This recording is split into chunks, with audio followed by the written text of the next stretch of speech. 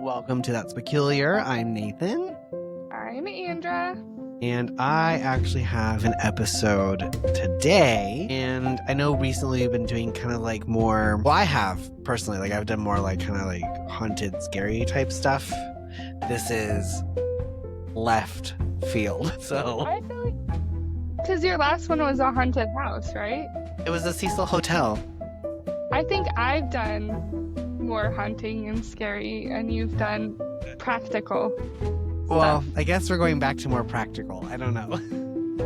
You guys can be the judge. Yeah, well, I mean, we'll see. Either way, we're doing spooky haunting again. Okay, see, it all works out. It all balance. We want the audience to have options We're the when it comes. Libra podcast. We want people. They need options so that they're not like, ugh, another haunting. So okay, so we're actually, this story is interesting only because I got the idea from my friend in California who actually worked for this company. Ooh. Yes, and so I wanted to look into it because I thought that's sketchy. And also, I don't know if you've ever heard of it. I feel like I've heard a whisper of it before, and I was really excited for them, and then it kind of like disappeared, and now I know why. So it was called Anchored Tiny Homes. Like the tiny home company? Yeah. Have you heard of them? Yeah. Yeah. This is their story. Well, I love tiny homes, so do I. Go. That's why when like I had asked her, I was like, so what have you been doing for work? And she told me that she worked for Anchored Tiny Homes for a little bit as, I don't remember her position, but she was like, yeah, and then it just kind of fell apart and I didn't get paid for months at a time. And yeah, and I was like, I gotta know more. So I told her, I said, leave. so, well, there was nothing to leave after that. I did hear about them. That is funny. You're right. They did just fall off the face of the planet. And we They have used the to be story. around a lot. Yeah. Okay. Yeah. Go. All right. Are you ready for this? Okay. Yes. And here's the really depressing. Sorry. Here's the sad part is like, it was 2019. It was just 6 years ago. Okay, but COVID did happen. COVID might have happened. Okay, here we go. So in 2019, a young entrepreneur, his name was Colton Pahlhus or Pahlhus? I don't know. He launched Anchor Tiny Homes with his brother Austin and their father Scott. And Scott was the licensed contractor. So Colton, he's the entrepreneur. Colton often recounted how the idea sprang from a simple conversation with his dad. Like, I went to my dad, he's quote, right. I went to my dad the next day. I said, hey, do you think we could build tiny homes? And then what started as a family-run venture in Sacramento quickly positioned itself as the nation's leading custom ADU company. Okay, that's what I thought. It was nationwide for a minute. Okay. Yes. And for those of you who don't know, ADU is an accessory dwelling unit. Transportable. It doesn't have to be. It can be. It's just accessory, meaning that it's not like attached. Sometimes they call them like there's, you know how the houses have like a granny suite and it's like usually like attached to the house. The accessory is generally not attached but still on property. Right.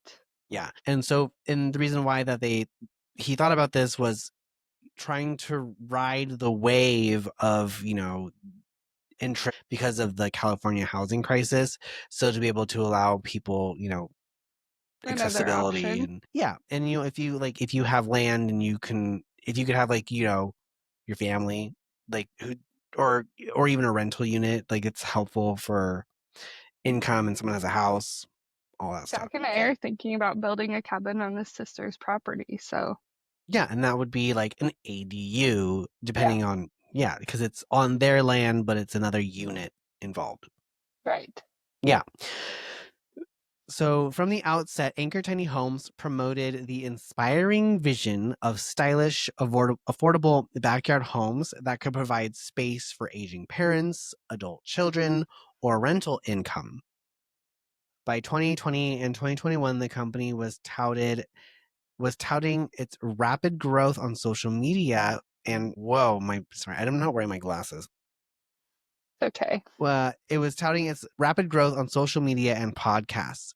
So Colton was then in his early 30s, and he proudly proclaimed on one podcast that we signed $100 million of customers, suggesting an enormous pipeline of ADU projects booked across California and beyond. But Anchor that may Tiny not have Homes, been the case. we'll get there. Just Okay. You buckle said the word up. proclaimed, and that's what makes it. Proclaimed. Well, I mean, if you did have like a big windfall of like customers all of a sudden, wouldn't you kind of be like, hey, we did this much? So I mean, proclaim doesn't necessarily mean that they didn't have it. You could be successful and still have it, but what happens what do you do with that money is what matters the most. Mm-hmm. So with Anchor Tiny Homes' meteoric growth, even earned it a spot on the 2024 Inc. 5000 list of fastest growing private companies. Ironically, by the time that accolade was announced in August 2024, insiders knew that the company's fortunes were already beginning to sour. Wow. Weak. Yep. So we're going to talk about the rapid expansion and the franchising between 2020 and 2023. What? You just sounded like you were from Minnesota. Rapid expansion? Your rapid expansion of franchising in 2020 and 2020. No, I'm getting to It's rapid expansion. rapid expansion. Water. Bag. Do you have your bag? I have a big store. Buoyed by their early success, Anchored Tiny Homes embarked on an aggressive expansion. Colton, he was the entrepreneur. He spearheaded a franchise program selling the dream of tiny home entrepreneurship to others. And by 2023, Anchor had issued dozens of franchise agreements, some as far away as New England, according to state records. So they were trying to grow as quickly as possible. Mm-hmm. The company's 2024 franchise disclosure document boasted $95.2 million in gross sales across 47 territories. Okay. On paper, Mm-hmm. Anchor's family run model seemed poised to become a national empire. Franchisees paid hefty fees, reportedly thousands of dollars, to license the Anchor brand in their regions. The company opened corporate-owned locations in Northern California and courted clients across the state, from Sacramento suburbs to the Bay Area. Inc. magazine named Anchored Tiny Homes the Sacramento area's fastest growing company in 2024, validating the brothers' claims of explosive revenue. Well, words are hard when you're the brothers is. I like the brothers. The brothers is. Yeah, they own it. Their brothers is. That should be a band name. Brothers is. The brothers is. Yeah, brothers is. The Jonas Brothers is. No. No. Take off the Jonas and I'm into it. So everything looked like the tiny home success story until projects started falling behind and cracks began to show behind the scenes. Which is how it often happens. Yeah. That's usually what happens. And this is going into the financial house of cards, you know. This is in 2023, correct? Yes. So let me go back to my timeline that I have here. So going back into, so between 2020 and 2023, they were really raking it in and all the success. On top of but it. We're going behind the scenes and kind of like seeing what's happening. So this most likely was occurring even before this, for it to be noticeable to a lot of people. It's already happened for a while. Potentially there has been mismanagement from the beginning. Yeah. And then that's what comes to bite them in the butt. But we will But find out. yeah. Exactly. So while Anchor was growing on the surface, internally its finances were stretched to a breaking point. Breaking.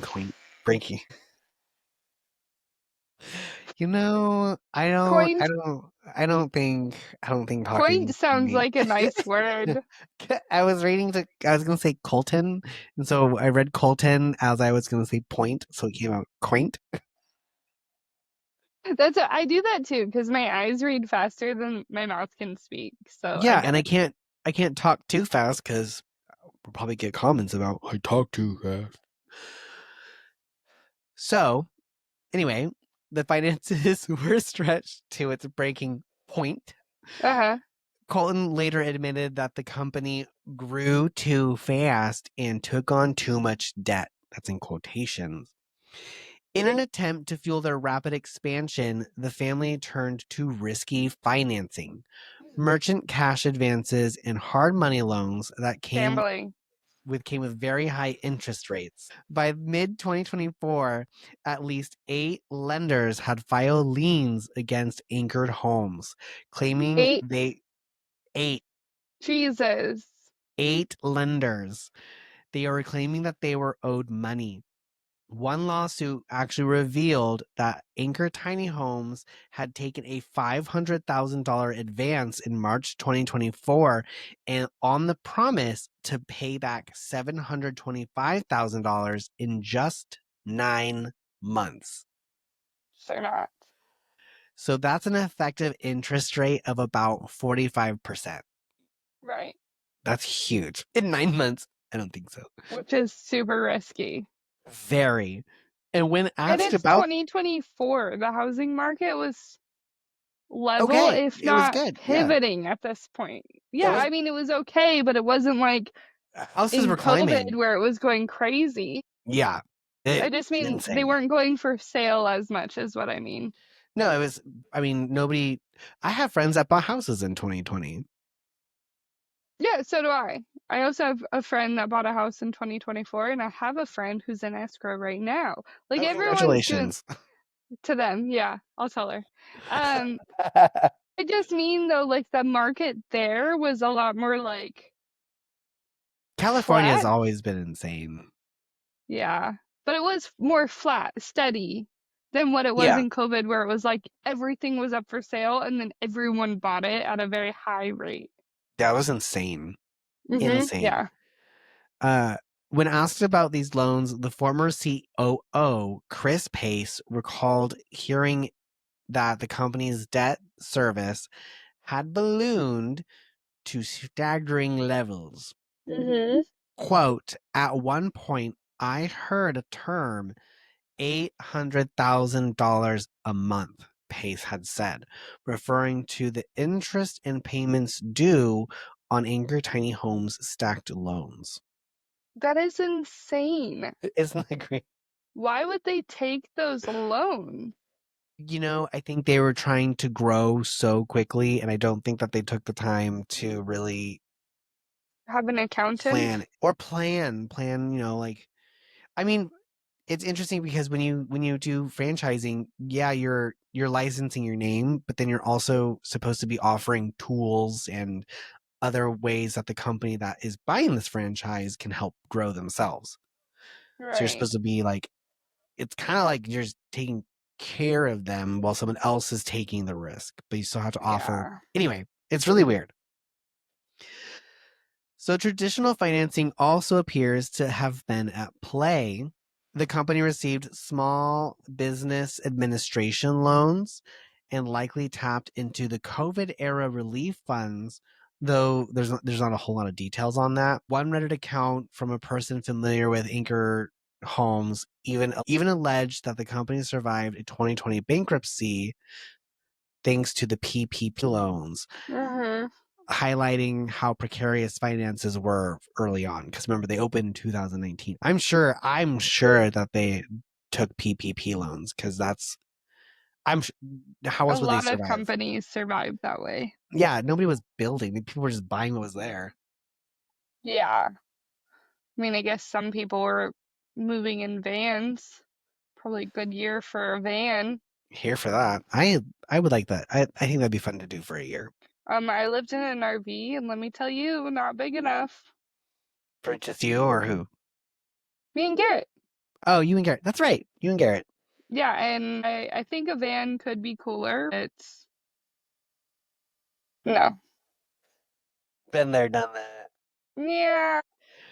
You don't want to pack up your kid and your dog and your. Denali's done it. You want to do it again? Denali would thrive, probably. That's why he loves small spaces so much. He loved your little apartment thing, your bathhouse. My bathhouse is a What bathhouse. was it called? Your pool The house. pool house. He loved your pool house. For those of you listening, it wasn't an actual house. It was like a shack with no insulation I that had a think they bathroom. understand when I called it a bathhouse and said how tiny it was. It was little. But You know, when you say pool house, people think like really fancy. No, it was not fancy. I had a should I call like freaking a pool shack? like a cabana maybe. If that. It Your was your mini fridge fit my mini. $50 worth of Taco Bell in it. It sure did. I used that a lot. Yeah. All right, sorry. I digress. What is clear, however, is that by 2023 to 2024, Anchor was borrowing from Peter to pay Paul. When large client payments didn't roll in fast enough, Colton turned to quick cash from firms like Mr. Advance LLC, which actually sued Anchor in mid 2024 for failing to make even a single payment on a $400,000 advance. Oh my God. So, adding to the strain of the small business loans and banking arrangements that the Pahlhus brothers juggled to keep the business afloat. Right. These debts were often secured by personal guarantees or company assets, putting the family's finances on the line. In the end, it appears virtually all new cash coming in, whether from customers, franchisees, or lenders, was used to plug the holes in the already sinking ship rather than building homes. Yeah. The robbing of Peter to pay Paul strategy was unsustainable, and by summers of 2024, the money was gone. Yeah. Your reputation got around. It's just insane to me that they kept getting advances too. Like, at some point, can you just like stop? What happens like when you're getting an advance or you're getting a loan? Are they not checking with what you already have taken out? I thought that's part of the Yeah, process, is seeing what you already owe and being like, no, not for us. I think it kind of depends, but also I think some of that stuff maybe hadn't caught up to them. It sounds like they were asking for a lot of loans really quickly, It and all some happened very fast. debt takes a minute sometimes to even register. Yeah. So like they could have been in that spot where it's like no debt was showing or like a small amount of debt was showing, but then they started asking for all of these advances and it probably got crazy. Like, but as a person owning a business, how are you not like, okay, we should stop and then like make houses and figure this out? I have to wonder what the thought process would have been, because if you see that you are losing That out much money. Yeah. that much and you're hemorrhaging and you're not actually fulfilling contracts that you've signed, Yeah. you have a problem. And I don't know, it could be a pride thing to That's be what I like, think, because why were they trying to grow that big that fast? They could have just stayed in California until they got their own profit. figured out their own ish, and like they were Yeah. like, this is how we're doing it. Now we're gonna franchise, and this is how you guys Yeah. do it. It sounds to me like they just wanted to be like the number one company from the get-go, get on the train of like tiny homes. Yeah, and And then, I remember seeing them and being like, oh, that would be so cool. yeah, I did too. They actually had a Yeah. really great marketing team, whoever they were. Whoever they were, whoever you are now. Yeah, I saw them everywhere for a minute. They were. So that's why when she had said that my friend had worked for them, and I was like, I know that name. I don't know. Uh-huh. Well, even employees inside Anchor saw signs of trouble long before anybody else did. Chris Pace, who was the COO, recalls struggling to impose basic financial discipline on the Pahlhus family. One of the major red flags was that Anchor's habit of asking customers for large sums up front, far beyond what California laws allowed. Why am I saying things weird? In California, a contractor cannot collect a payment for work not yet completed except for a modest deposit of 10% or $1,000 max. Wow. So whichever hits first, which most likely Yeah. for that would have been less than $1,000. Potentially, depending on if it's a custom build. Yeah, right. Yeah. Yet, quote, that was probably one of the biggest red flags I saw nearing my departure, Pace had said. He described how Anchor routinely collected huge prepayments for projects that hadn't even broken ground, essentially using new customer deposits to fund past obligations.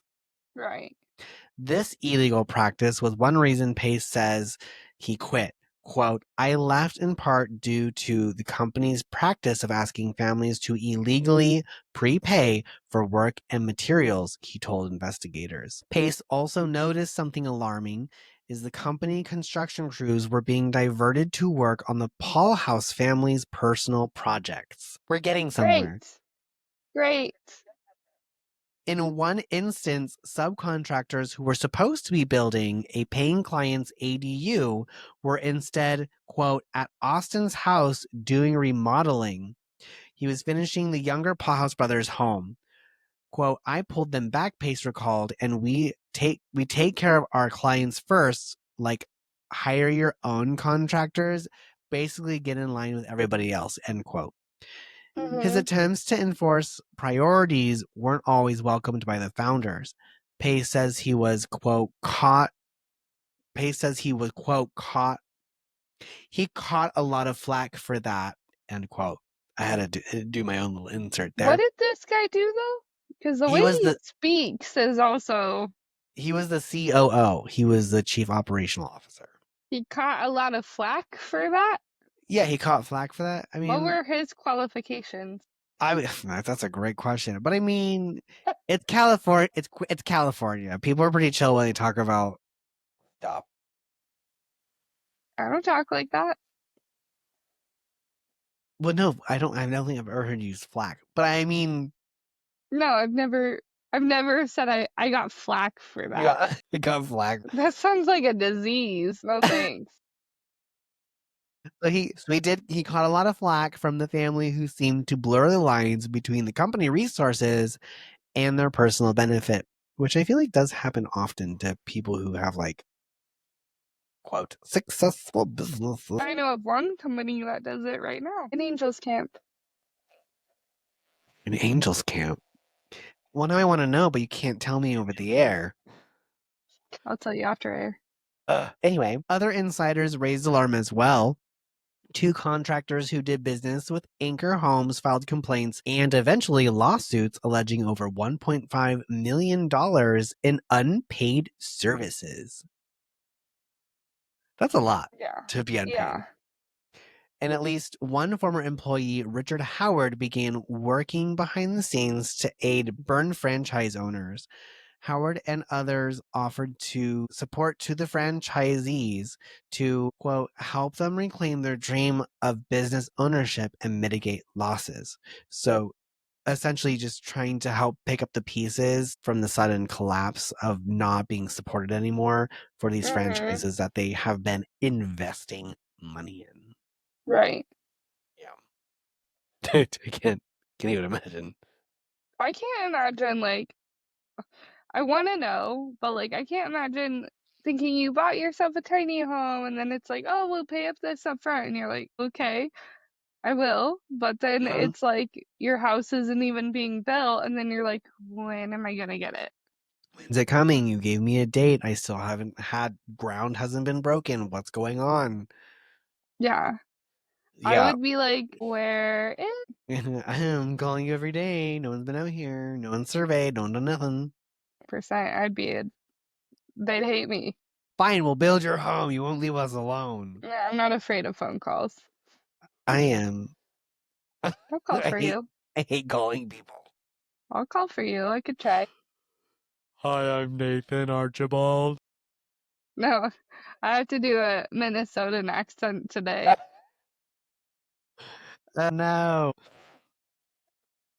For hundreds of homeowners, Anchor Tiny Homes implosion was more than just a news story, it was a personal nightmare. These were families who had poured their savings into the promise of a backyard cottage, only to be left with unfinished structures, or worse, nothing at all. By late 2024, a Facebook group aptly titled, quote, Scammed by Anchored Tiny Homes, swelled to over 60 members, including customers. Just 60, swelled to 60, including customers, subcontractors, and franchisee who together reported losing at least $5.5 million in deposits and payments. 60 people, $5.5 million. Yeah, that should have been a red flag if you were getting asked for that much money. Well, yeah, and it was also illegal to be asking for that much money to begin That with. is insane, but I'm so curious how it ended up. So keep going. Sorry. So Pace, the COO, he believes the true scale was actually even larger. He estimates that 450 customers were actually left stranded when Anchor shut down. Yeah, out of money. The individual stories, of course, they're very heartbreaking. Like Margot Simpson, she's a Sacramento area resident who hired Anchored Tiny Homes to build an ADU for her foster daughter. She desperately needed the extra living space. Quote, the ADU was supposed to solve all that, Simpson told the investigator. She was explaining that the teenager was instead sleeping in Simpson's bedroom while Simpson herself spent the nights in a chair. The living room. Simpson chose Anchor because of its slick marketing as a top-tier ADU builder, but now her project is a pipe dream. No structure was ever completed on her property, despite Simpson paying a substantial sum up front. She said that's fine with her makeshift sleeping arrangement, but the ADU, her voice trails off. The disappointment was obvious. Yeah. But then I just want to know that something happens for these people. Please, like, give me a wink if something at least good happens for them. We'll get there. I was like, what is that signal? There's a freaking fly That was flying the around my worst way. timing for a fly because I was like, give me a wink, and you're all. That's okay. In Napa County, Steve and Pina Boldway envisioned a tiny home in their backyard as a rental for traveling nurses. They signed with Anchor and paid $65,000 toward the build. The project progressed through the foundation work, but then Anchor stopped paying the subcontractors, which halts everything. The Baldways eventually realized that if they ever wanted to see their ADU finished, they had to pay again. They dug into their own pockets to hire new contractors, essentially funding the project twice. Quote, hurt, angry, went through all the emotional roller coasters, Steve said, of the experience, and his wife Pina added quietly, quote, I feel awful for the rest of the people. There's so many of us, not just us. So many. I'm really happy she said that because, you know, at least they could afford to like fund the project themselves. Yeah. That is so crap. Like the foster mom, that is so crappy. She's sleeping in a chair. Yeah. I She wonder can't how. afford that. No, she probably like shelled out everything just to get this. What she has, Yeah, yeah. everything. They're probably eating noodles right now, beans and rice. Like, I know that life. I know literally giving the rest of what you have to fund something, and I'm fortunate enough it did not fall through. My favorite struggle meal is actually hamburger helper. I mean, I haven't had hamburger helper since I lived with my mom. I love it. I love hamburger helper. It's a guilty pleasure. I really kind of want to try it again. It's not bad, but it's bad. You know what I mean? Yeah, I want to try it. My guilty pleasure is actually ramen because I can make it, not kidding, like 37 ways.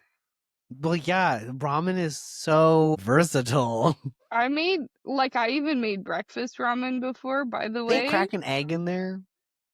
No, I did a whole thing. Did you put bacon in it? Yeah. Well, spam. I think it was pork, so it Spam, was spam. absolutely spam. And that was Hey, before spam was $5 a can. By the way, it used to be 97 cents. How I know spam, that? spam got expensive. You know what though? I mean, have you ever had spam musubi? So good.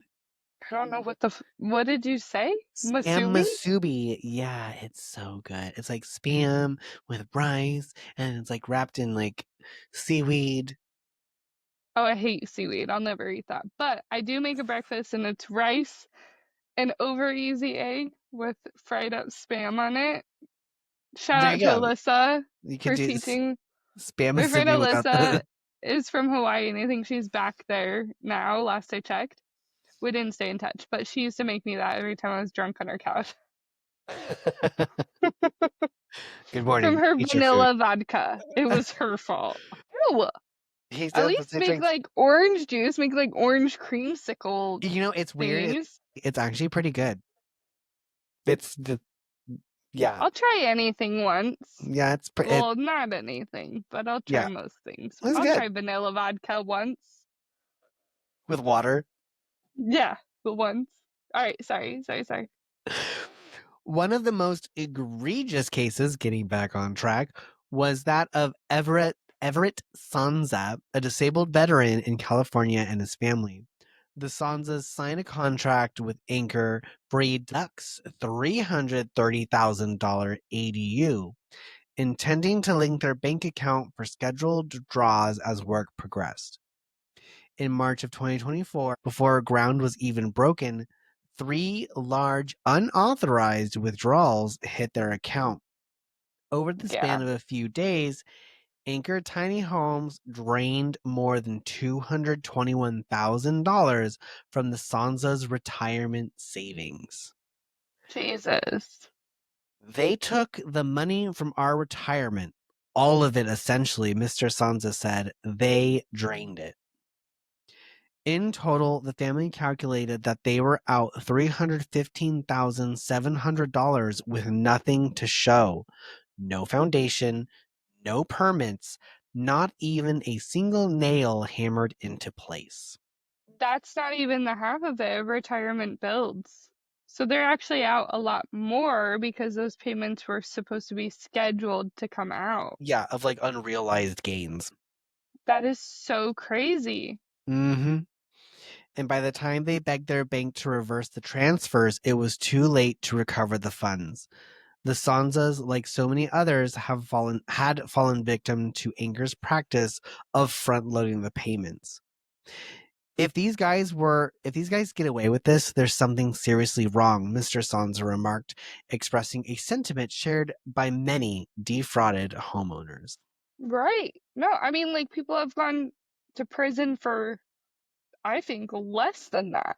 Oh yeah, this to me is the scammiest. Like it's so gross.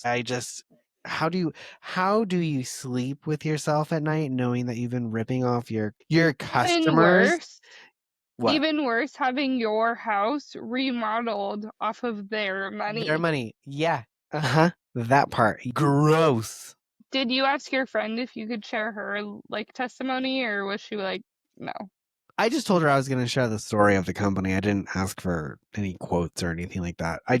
No worries. Yeah, I just know that she didn't get paid for like months on end because of the issues that they were going through. Which is nuts. She lives in California. Yeah, she How'd needs the she money. even fucking survive? Sorry, how'd she even survive? Yeah, and that's one of the frustrating things too is like she actually has a growing family and she believed in Yeah. what they were So, marketing. I She mean, believed in their mission, their that's like whole why thing. she worked months without pay. I mean, nobody would Exactly. do that unless, God, Yes. by the second month, she probably felt like such a boss bee. She could say whatever she wanted to the boss because she was like, you saw him, What are you fudged and gonna do? paid me. What are you gonna Yeah. do? Are you gonna Huh? fire me? Huh?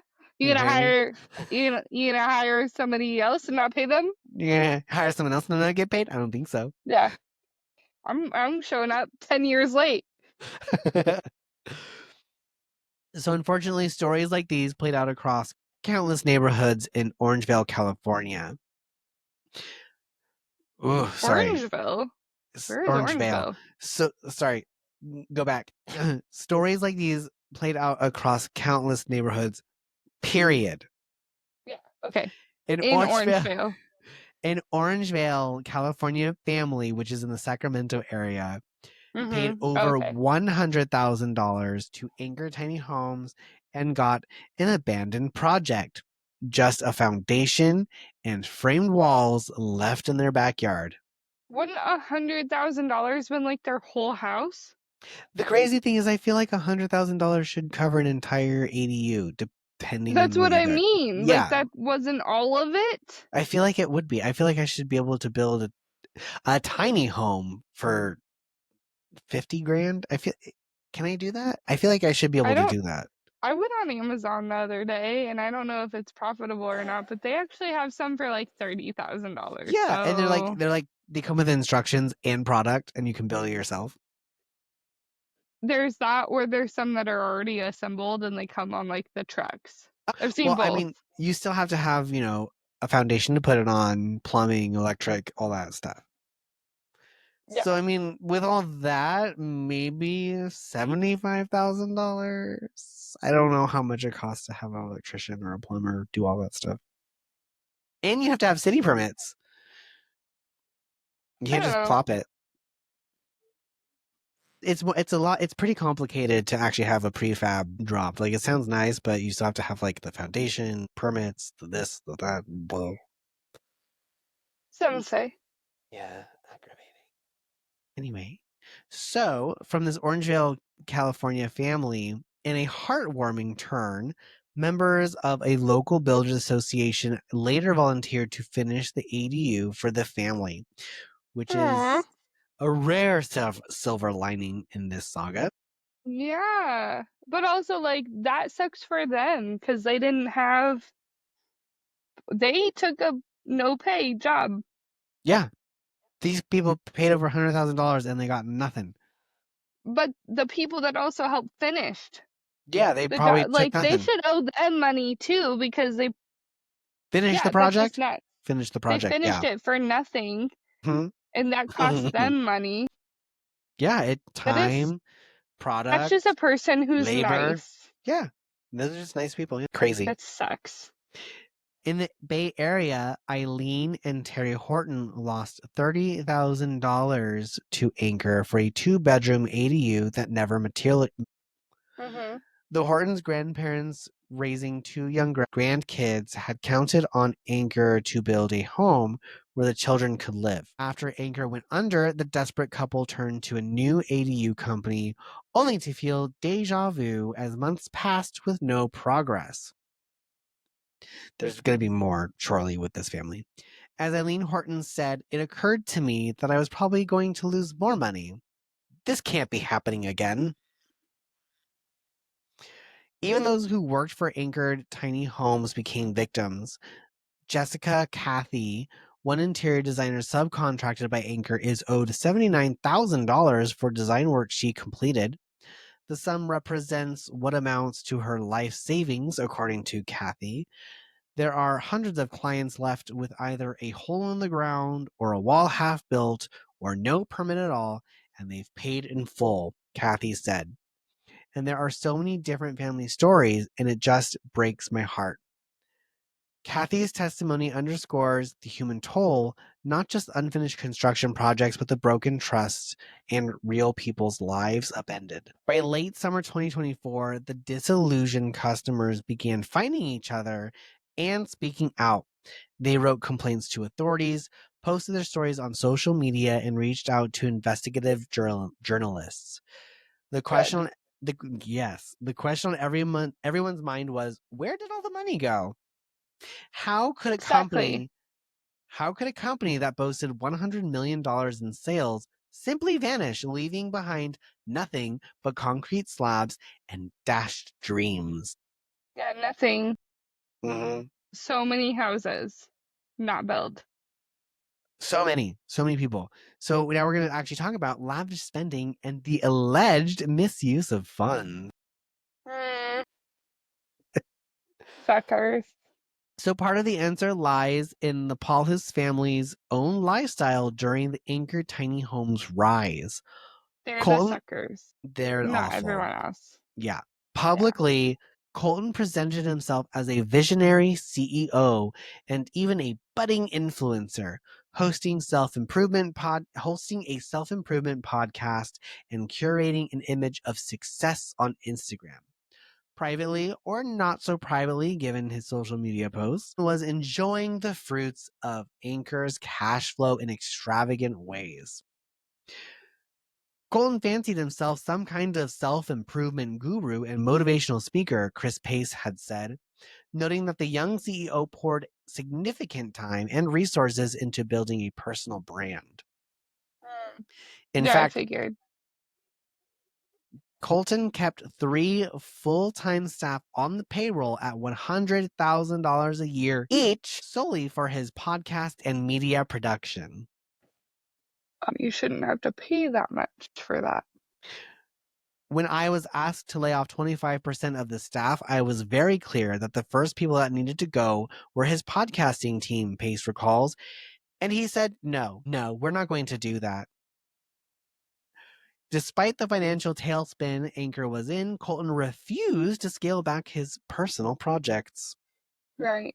Mm. Colton's social media was replete with signs of lavish spending. In 2022, he purchased a Bentley Bentayga. It's Whatever. a Stupid Bentley. it's a luxury SUV worth $250,000, and he proudly posted a Jesus. photo of A it. whole house? A Yeah, whole house? a whole house in a car. And like 3 tiny homes that you're not That you're not building? building. You're not building them. He quipped online about needing an oil change for the Bentley and joked, one day I'll trade in the Bentley for that even more expensive car, while visiting an exotic car dealership. He frequently posted about his 4 times a year vacations, a newly built personal home, and musings about his goal of becoming a billionaire. All An of this, exotic an exotic car? an exotic car. In I an don't know, like a exotic Bugatti. place? I don't know. In an exotic place? Like meaning he was gonna take all these funds and run to the Bahamas? Probably. And all of this occurred as his company's customers wondered why their construction sites were idle and their emails Right. unanswered. To I'd employees, be like DMing that dude, posting on his feed, like, yo, I still haven't been paid in 3 weeks, bro. you're gonna do a live video? Freaking live blast you. Yes, absolutely. So to the employees like Pace, these expenditures had no place on the company ledger. He flatly stated that Colton spent company money on things that had nothing to do with building homes. The podcast salaries were one example. The luxury car might be another. And this is in parentheses. In Colton's October 2024 personal bankruptcy filing, he listed the 2019 Bentley among company-related assets and debt. Which that was a personal. Yeah, technically, but if you're driving it to work events and things like that, I guess work can pay for it. The I mean, timing it can. it can, but was it really? Probably not. The timing of Colton's new house and its extensive renovations also raised eyebrows. Was the Anchor money indirectly paying for the Pahlhus family's upgrades? It wouldn't be the first time a contractor ran customer deposits through the personal accounts to fund high-flying lifestyle. Investigators are certainly asking these questions. Right. In Colton's own admission, that's again the CEO dude, his own admission, ABC 10 in the mid 2024, he conceded that, quote, we couldn't pay contractors on time just due to explosive growth, suggesting that the company was constantly short on cash. But that explanation rings hollow to those who lost life savings. The signs point to millions of. Exactly. Sell your stupid Bentley. Yeah, you could finish a house. You finish You a couple finished houses. three.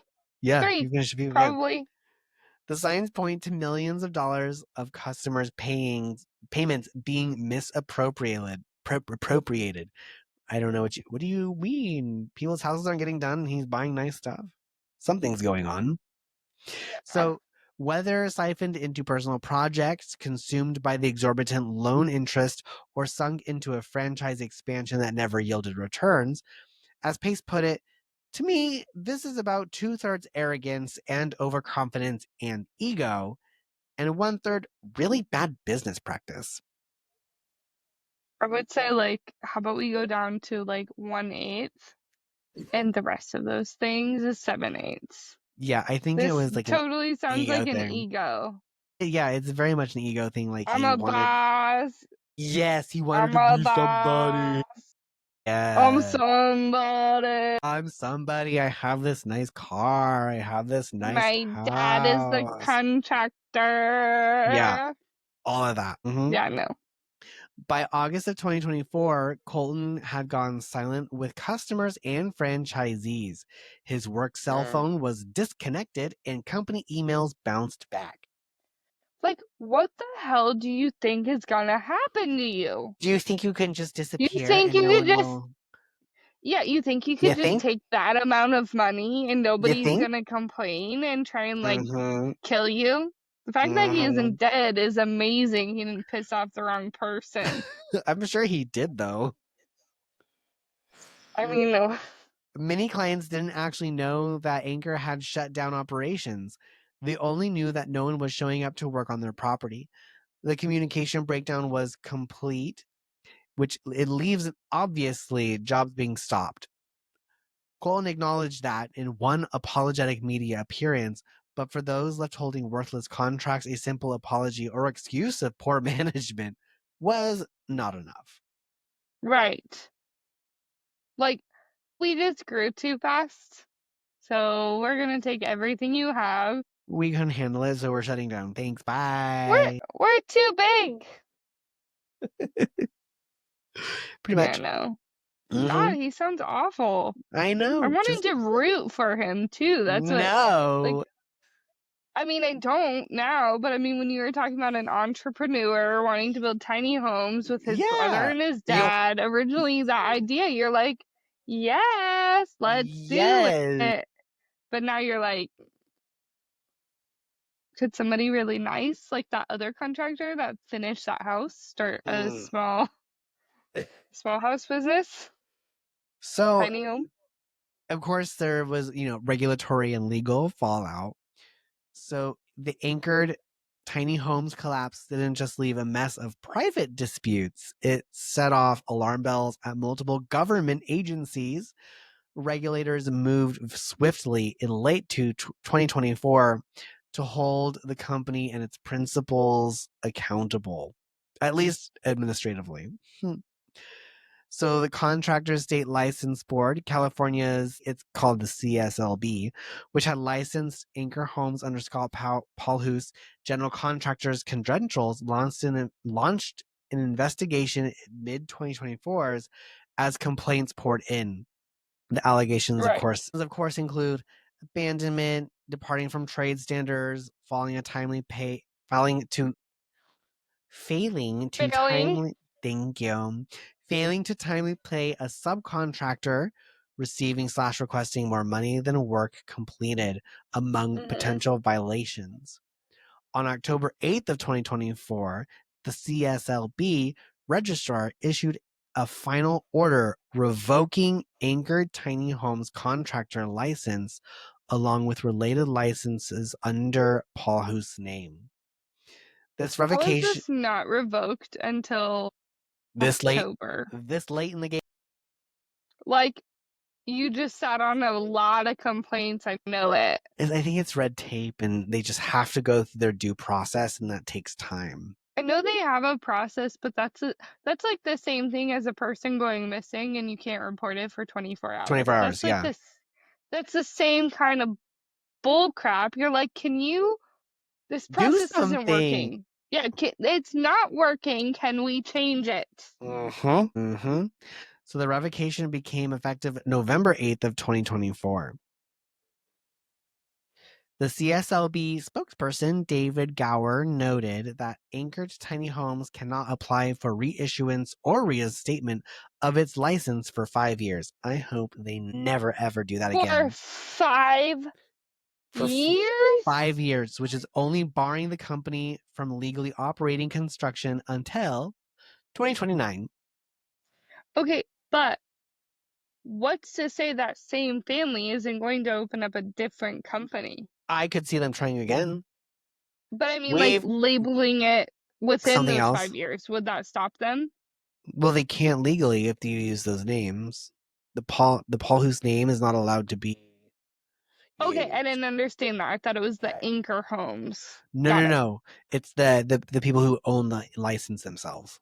So they would have, you know, there's a lot of loopholes in that, and I don't even want to say them, so continue on. I mean, they could potentially reopen as Anchor Homes again in 2029, but Which is also sketchy as hell.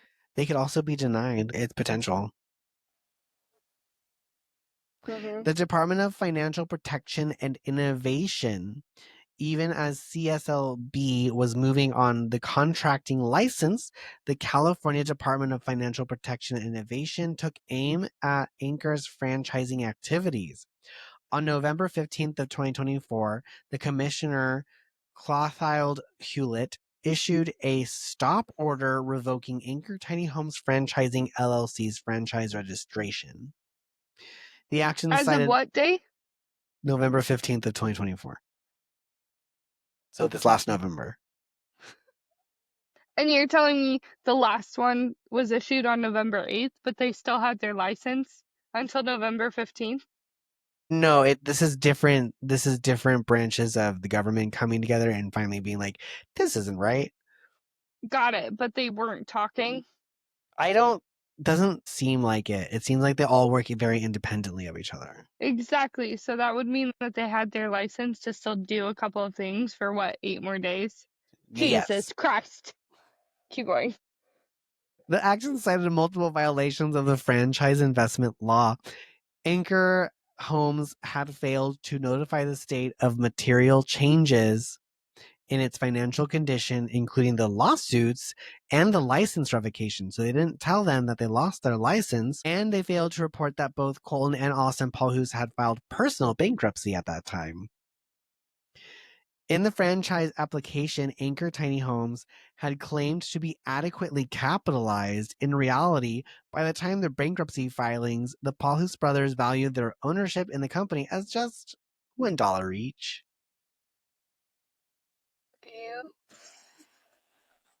They freaking did that on They purpose. played They the game. filed bankruptcy right before they Mm-hmm. knew this was going to be a problem, so they couldn't be liable. Probably. My God. Mm-hmm. Mm-hmm. Please tell me those people get some justice. Keep going. The Department of Sorry, I'm Finance. so angry for them. I don't even The, have a tiny home. the Department of Financial Protection and Innovation order also noted the Mr. Advance lawsuit for the unpaid $400,000 cash advance as evidence that Anchor could not meet its obligations because selling franchises of an effectively insolvent company poses unreasonable risk to the public.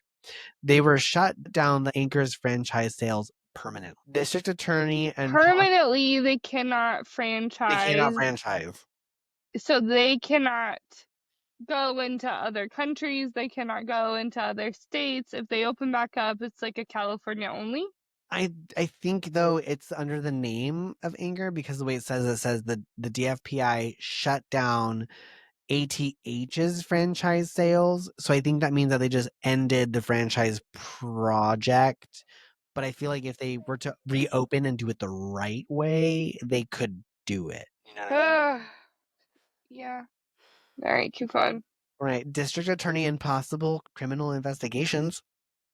Good. A Finally. number of a number of Anchor's victims turned to law enforcement alleging fraud. By late Right. 2024, the Sacramento County District Attorney's Office confirmed it had received multiple complaints from Anchor Tiny Homes customers. Some Mhm. complaints were also filed with the FBI and the Internet Crime Center, given the interstate nature of some franchise dealings and victims. We have Mem- an internet crime center? I guess. I guess. What? I know, weird. Me- members of Great? the members of the Scammed by ATH group have reported meeting with investigators from the DA's office and CSLB in ongoing probes. As of early 2025, no criminal charges have been announced publicly. Colton Pahlhus insisted via text in late 2024 that neither the DA nor FBI had contacted him and maintained that his company did not do anything illegal. Oh, that's a pompous little that little small dick dude is sitting on his fucking Ferrari or whatever the Is Bentley? hell that little stupid car that he wants his little, and he's over there. They haven't contacted me. Drinking his stupid PBR, playing beer pong in his new girlfriend's boobs. I do not like this guy even like remotely. That guy can just fuck off. You're laughing, but like if I met that dude in real life, I'd be like, give me your phone. I'm just Give me it's your phone. I'm gonna tell everybody. I didn't think that you'd be this up in arms about it, which is why I'm laughing. It's me. I'm so up in arms. Have you ever spent money on something? Like, I get pissed if my $30 sandwich is wrong. Like, I'm here. I'm paying. If I spent that much money, oh my God, I would start a whole like. A war. No, basically, I would have a picket fence crew with signs on the outside of that stupid house to try and get it torn down. Oh Even god. for no money, just for the sake of watching it get torn down. Dude, thank God I didn't get one of those tiny homes. Oh my gosh, yeah. She would have just murdered him is what would have happened. Honestly, I'm on your side, tiny home people. I'm here for you if you need help. I'm a great nuisance. I'm just she'll saying, she'll call people if you're a millennial. email us if you would like me to be a helpful nuisance to you. That's all I can offer, but I can offer being a nuisance. My cheeks hurt. You're still so that tiny dick little text message, like that dude can't even I say gotta a public I gotta get apology. I'm sorry. Okay, you go in. Nevertheless, legal experts note that if Anchor solicited funds under false pretense or misappropriated construction funds, criminal charges such as fraud or embezzlement could eventually emerge. The California What, attorneys in 2027? When all those people have already filed bankrupt too? maybe Sorry, keep going. I'm just so angry. the California Attorney General's office and the U.S. Department of Justice would also have jurisdiction if evidence of large-scale fraud or investor malfeasance comes to light. For now, the Pahlhus family's actions are under a microscope, but they remain free pending any formal accusations. Hold up. Anybody listening that got an Anchor home, you can do a class action lawsuit because they're in freaking California. You can sue the company. You don't have to go through the FBI. Start suing their asses. Like a thousandfold. Just start getting free lawyers, anyone that will support you, and just sue them after sue them after sue them. It's California. Hey, In I know some everyone hates on us, but you can sue them because they're a business in California, stupid. By the end of 2024, Anchored Tiny Homes was legally defunct. It could no longer build homes, sell franchises, or take new contracts. The company that once seemed to offer a hopeful solution to California's housing crunch had become synonymous with broken laws and broken promises. This sounds like you're wrapping it up. I'm actually not. Oh, damn it. I told We're you it's making long. mine. It's long. It's so long. No, I am happy to do this. I'm so glad. I'm hyped. I'm glad And you're hyped. I've only had a glass and a half of wine. Like that's not even the wine talking. I'm hyped. Have you ever gotten pissed over a burger being like rare when you No, ordered medium? no, I haven't. I like rare and medium rare.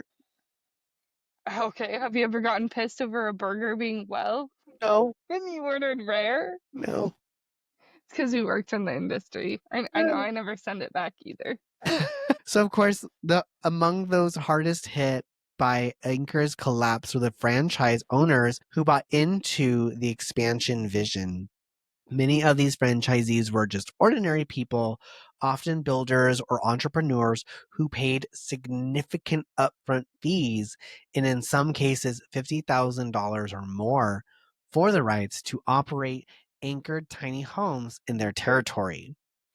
Anchor touted a turnkey system with marketing support, a proven business model, and the cachet of being part of a successful brand, which was a successful brand. What franchises actually received was far less. Right. According to the Sacramento Business Journal, some franchisees reported receiving no help from the company after paying thousands of dollars for a franchise. In practice, this meant that the folks who had invested their savings to start a franchise suddenly found themselves stranded when the mothership went down. They had signed contracts, possibly hired staff, maybe even taken customer orders, and now had no brand, no support, and a tarnished reputation through no fault of their own. One such franchisee who asked to not be named shared on social media that they launched an Anchor franchise in the Pacific Northwest in early 2024, only to have the headquarters ghost them by summer. We were Right. promised training, leads, a completed website, this person wrote, but after the first few weeks, it was impossible to get any response from Colton's team. Then we saw the news that they shut down. Yeah, that must have been so scary for all of them. And to not know what was going on. They Right. But to they be a part of their and franchise, they get but no not. help. Yeah, you're like not actually getting anything out of it.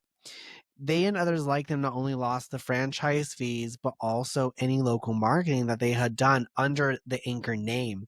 In some states, these franchisees could potentially face their own angry customers if they had taken deposits for projects that now can't be Can fulfilled.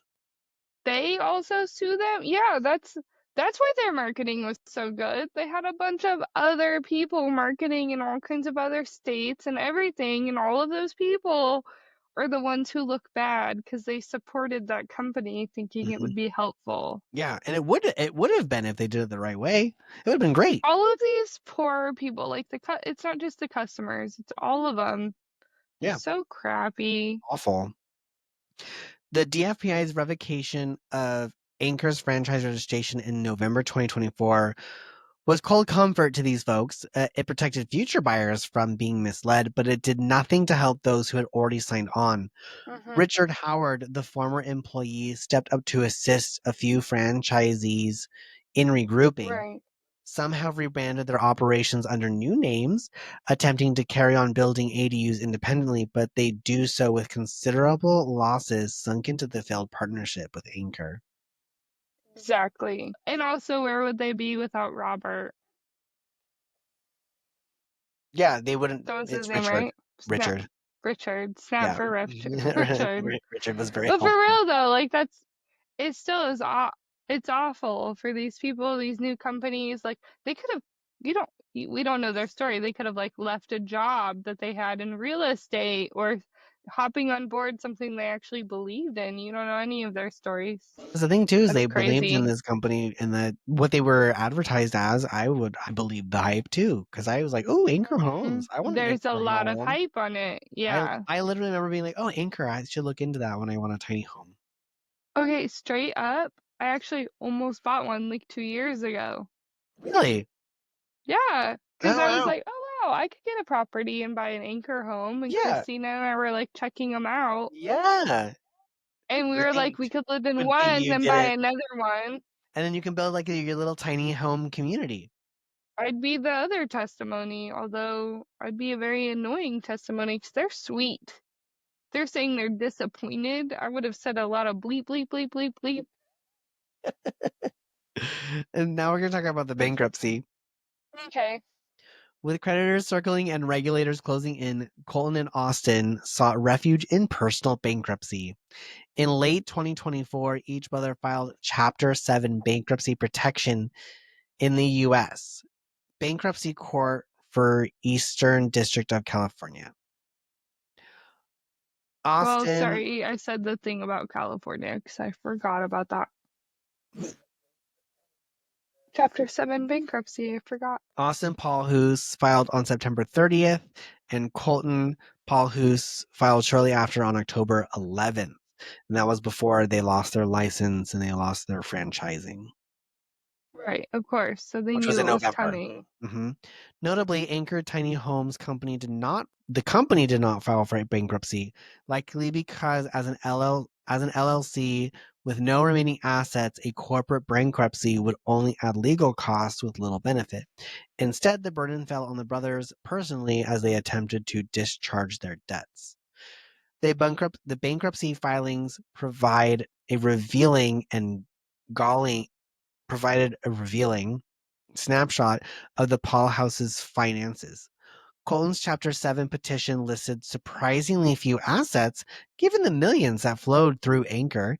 He claimed ownership of 3 vehicles, a 2024 GMC Sierra, a 2024 Ford Expedition, and his 2019 Bentley, all presumably purchased or leased during Anchor's boom years.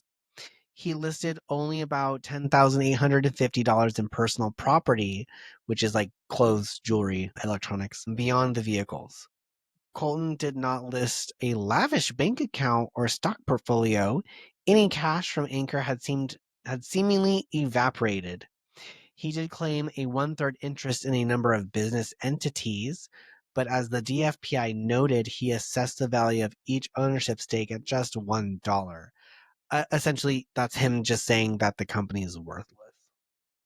Yeah, is somebody tracking these dudes? Like, are they hanging out in the Bahamas right now with a bunch of money? I don't know. I have no idea. We They just probably watched have. The Other Woman the other day, and I'm thinking they're out there losing their money I was gonna in a lose my money. Bahamas bank account. If I was I gonna don't lose my actually money. know this. This is not me saying that. I'm just saying, where are they now? Can we have an update, not from a text message, please? Can we have a photo of you in your bankrupt home with Your no bikini. Bentley, no GMC, So no Cameron Diaz? No, she wouldn't be there. She's too cool. the creditors in Colton's filing were mostly secured lenders, the banks or finance companies holding the title to the vehicles and real estate. For example, the Bentley likely had an outstanding loan, and his home in El Dorado Hills had a mortgage lender list. The filing indicated Colton was trying to exempt his primary residence from liquidation. Meanwhile, many unsecured creditors, such as customers who paid deposits, subcontractors owed money, or franchisees, were not individually listed, likely because those debts were owed by the LLC Are entity. these people married? I don't know. If they are, how would their wives let this happen? But because it was owned by the entity and not Colton personally. He However, didn't have to take responsibility. yeah, because the company owns that, not the person. That's why having an LLC is good and bad. However, some victims have filed adversary proceedings in the bankruptcy case, aiming to prevent Colton's debts to them from being discharged. For instance, a couple named Zanucci, who lost about $40,000, initiated a complaint in bankruptcy court alleging fraud, which could make that debt non-dischargeable if they win. Non-dischargeable. So you're stating meaning that he would owe them. basically that, okay, the way I was hearing it is basically that debt wouldn't fall to him, but would fall off of them. So what would happen is because it was owned by the franchise, but because it was owned by Anchor, something happens. If something happens, it gets Right. discharged because the company is not liable for it, but neither is the LLC is protected. So whatever assets the company has and there's like a lawsuit or whatever, the company pays for it and it's not a personal the people who own I the bet the insurance company that set up with these bitches are like, no, it's the assets that protect the company, not like the insurance. So what but this there are no assets of the company. So that's what would happen why to these people? they get nothing. That's what the LLC does. It protects the people who started the LLC with the assets that the company owns. So like let's say the company is running out of like 10 buildings or whatever and they're listed under the company. If something happens, they could sell one of those buildings to fix the issue. That make sense? Okay, no. What happens to those people? I don't give a shit about the They get company. What? nothing. They don't get anything. But this lawsuit that they Zero. filed, yes, but the lawsuit that they filed, if they win, would make Colton liable for that money and he would have to pay them back. Okay, thank you. I did not understand that because You won't let me get there. But yes, I'm angry. with this lawsuit, they could potentially be owed that money. Okay, good. Yes. Everyone else, Yeah. everyone do that. You'll get Yeah. a judge that will let you win. Do it. Eventually. But Colton's recent income was also detailed in the court papers. He reported making $275,000 in 2023, With a Bentley in 200 2023. 249,000 in 2022 from Anchor Tiny Homes, but only about $135,000 from the first part of 2024 as the business was failing. By the time of filing, he claimed to have no current income. This suggests that during the go-go years, he was drawing a comfortable salary or distributions in the mid six figures, even as some contractors were unpaid. Yeah, so when was your house renovation again? Exactly. In the beginning. Was this on Instagram that you can like find those documents forever? Or Facebook or wherever you posted Sure, your those though have been, lavish I'm sure those vacations? have been deleted. Don't they live forever on the internet? Can't somebody find them? Can a Pretty sure tech guy help somebody these could. peoples out? Somebody help them. So here's an interesting in the wake of Anchor Tiny Homes collapse, a suspiciously similar venture popped up in Northern California called Fudging knew it. it's called Nana Homes. Founded in mid 2023 and headquartered near Sacramento, Nana Homes build itself as the premier ADU builder in the region. After Oh, is Anchor this when that family pops back up? after the Anchor shut down, many displaced customers still needed their ADUs built, and Nana actively courted them. In fact, members of the Scan by Anchor Facebook group recalled being approached. An employee of Nana Homes found us on the page, and he convinced us to meet with Ray Guanel, of the owner of Nana. Ray Guanel, Nana's founder, personally met with some of the victims, offering to take over their projects, presumably for an additional payment. And for desperate homeowners like the Hortons, who had already lost $30,000 to Anchor, Guanel's pitch sounded like salvation. He sounded like he had compassion for us because where we come from, Anchor Tiny Home, we went. He sounded like he had compassion for us because of where we came from, Anchor Tiny Homes. And I trusted him, Eileen Horton had said of their meeting. So the Hortons signed a contract with Nana in late 2024, scrapping together another $19,500 as a deposit. Unfortunately, their nightmare repeated.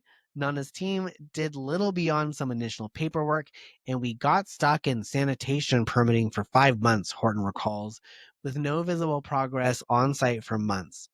Calls and emails brought only excuses or silence, and by early 2025, the Hortons began to realize that they might have been scammed twice. That is the worst. Especially to have somebody approach you and say, "Look, I'd love to take this on. This sounds like a terrible experience." To just scam them. For money. All Just about money. for the record, though, Hortense, don't dish out any more money, Don't do it. please. By 2025, Anchor Tiny Home saga had become a cautionary tale reverberating through the California's construction and real estate circles. What began as an innovative solution to the housing crunch ended as a textbook example of how a business can implode from greed and mismanagement. The Pahlhus family's empire, once valued in the tens of millions, is now in ruins. Colton and Austin Pahlhus are bankrupt, their company's licenses are revoked, and their reputation is crap. Give me all their names again. Carl, Colton and Austin Pahlhus. Colton, and Austin. Colton and Austin. Where'd you get Carl from? I don't know. I thought you said Carl. What's the dad's name? No, Robert. I don't remember at the top. Horton, Horten. No, Horton was the family that got screwed over. Oh, sorry. What's their last name? Horton? What's the entrepreneur's last name? Pahlhus. Colton. Paul, how do you spell it? Pahlhus, P-A-U. Thank you. Okay. I live close enough that I might see them one day. So franchisees have lost their investments. Hundreds of customers are still struggling to either get their ADUs finished by other companies or recoup a fraction of their losses. Some, like the San says, may never recover financially or emotionally from Exactly. Yeah, and can you imagine buying your next house? You'd be like, can you build it? And then I'll pay you? Will you do it? Regulators are treating this as a watershed moment. The California CSLB is considering tightening the laws, for instance, clarifying that ADU contracts are indeed home improvement contracts subject to deposit limits, closing the loophole that Anchor and Nana tried to exploit. Lawmakers have discussed increasing the required bond for contractors, which is currently only $25,000, so that victims of large-scale fraud have a source of restitution. The DFPI's swift action on Anchor franchise license signals a more aggressive stance to protect franchisees from fraudulent franchisers, and consumer advocates are pushing for a recovery fund in California for victims and contractor scams similar to those in other states. Yeah, but that's like future hope. That sucks. As for Colton Pahlhus, the charismatic face of Anchored Tiny Homes, he has largely retreated from the public view, can't imagine why, and his social media has gone quiet. The podcasting ambition that he poured money into has been mothballed, no surprise. In one of his last interviews before going silent, Colton expressed remorse. Sure, I just want to humbly come on here and say that I'm sorry to everybody. Sounds like he meant Humbly? humbly. He attributed the downfall to growing too fast, taking on too much, and being unable to keep up with payments, essentially blaming incompetence rather than intent to harm. The apology obviously rings hollow to his victims, and many of whom feel that it was fraud and not just mismanagement that sunk Anchor. Incompetence? The distinction matters. One is civil matter and the other is criminal. Time will tell if the Pahlhuses face further legal consequence beyond bankruptcy. So Colton's father, Scott, his father's name is Scott, Scott, who as the licensed contractor of record enabled the business, has also avoided the spotlight. Can't imagine why. Some victims feel Scott, as the elder with a license on the line, should have exercised more oversight or blown the whistle when things went awry. Exactly. It's possible that Scott, too, could face penalties. At minimum, the CSLB's revocation of his license bearing his name is black mark on his record. And in a broader sense, hope. Anchored Tiny Homes' story is a sobering case study in the perils of unchecked growth and the importance of ethics in business. The ADU market is booming and can genuinely improve lives, but it's also ripe for exploitation if companies take shortcuts or chase vanity projects. One moment that Anchor was celebrated was as an entrepreneurial success. The next, it was compared to a Ponzi scheme, using new money to pay off old promises until it collapsed. As one journalist quipped, customers are now literally asking, where did their $100 million go? The answer appears to be into personal bank accounts, luxury goods, aggressive expansion bets, and interest payments. Everywhere except where it was supposed to go. Right. In the end, the rise and fall of anchored tiny homes holds lessons for everyone. For entrepreneurs, integrity and prudent management matter more than flashy growth. For consumers, due diligence is crucial, and even then, things can still go wrong, so demand contractual protections. For regulators, keep a close watch on fast growing companies in sensitive sectors like housing. And for storytellers, behind every headline of a financial fraud are real people, like Margot Simpson, sleeping in a chair while dreaming of a little home that never came, or the Sansa family left with an empty yard and an empty nest egg. I just looked up their photo and screenshotted them. Stop it. I did. I did. Okay. So, what are your thoughts? This is a really long Nathan's one. Nathan's closing remarks are wonderful, and I hope everyone listens to that because that's actually what you need to do. And I was listening while I was Googling also screenshotting their faces because do you know how far away I am from Sacramento? in an hour And and a do half. you know how many people come from Sacramento to where I work? Lots and lots and lots. So just in case, I can't do much for you, but I can not sell them wine. You look familiar. Let me just. Can you? What's your last name? You know, you can't sit with You us. can't. You can't be here. You gotta go. We wear pink on Wednesdays and we don't screw our friends over, so So, what are your suck final a dick. thoughts? What do you think? I'm so mad. Like, I actually screenshotted their photos in case I ever see those. And while I can't do anything aggressive because I have a baby, I can do things under the radar. You know, if they have a date, I could say, have you heard of Anchor Homes? He looks strikingly familiar to Colton. Have you heard about that? Maybe you should Google it. Oh my god. Or whatever happens, you know?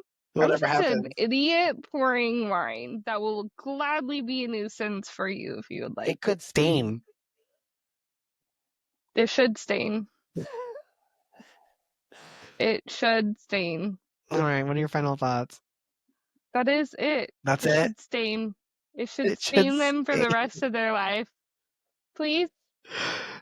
I feel so bad. I wish we could do something, honestly. I so wish there was like a foundation for people like this that have gotten frauded by contractors. I'll Hey, just. is there a foundation out there for people that have gotten frauded by contractors? Let us know. Email us. That's also part of the $25,000 that they are supposed to pay into as far as like legal stuff. It's supposed to help cover that, but it's only 25,000. The $25,000 they probably took from one of their homes. This so sucks. Sorry, I'm heated about this story because I really hate that people Take advantage of other people. Yes, people are gonna people. That's morbid. The podcast, they always say that people are gonna people, and I get it. But like, can you not people? Can you not people?